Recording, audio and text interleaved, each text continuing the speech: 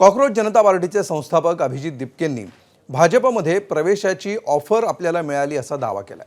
भाजपमध्ये ये नाहीतर तुला मारून टाकू अशा धमक्या दिल्याचा आरोप अभिजित दिपकेंनी केलाय। तर अभिजित दिपकेंना कोण धमकी देत आहे हे त्यांनी जाहीर करावं, उगीच भाजपची बदनामी करू नये असा पलटवार भाजपचे मंत्री चंद्रशेखर बावनकुळे यांनी केलाय।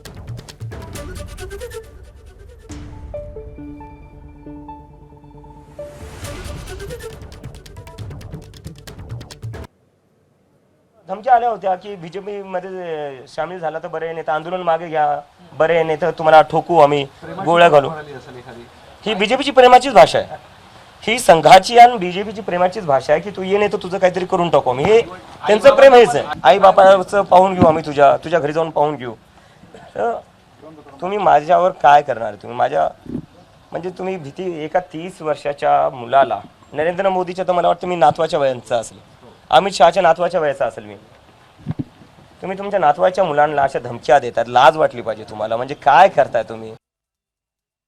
मी आपल्याला आवर्जून सांगेल, महाराष्ट्रामध्ये 1,51,00,000 भारतीय जनता पार्टीची सदस्य संख्या आहे, प्रायमरी मेंबरशिप आहे, 1 लाख सक्रिय सदस्यता आहे। देशामध्ये 13 कोटी सदस्य संख्या आहे। यापैकी कुणीतरी एका व्यक्तीने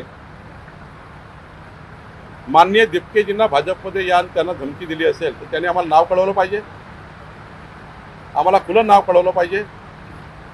आम्ही आमच्या कार्यकर्त्यावर कारवाई करू, पण जर नाव कळवलं नाही तर मात्र भारतीय जनता पार्टीची कुणी बदनामी करू नये। एबीपी माझा, उघडा डोळे बघा नीट।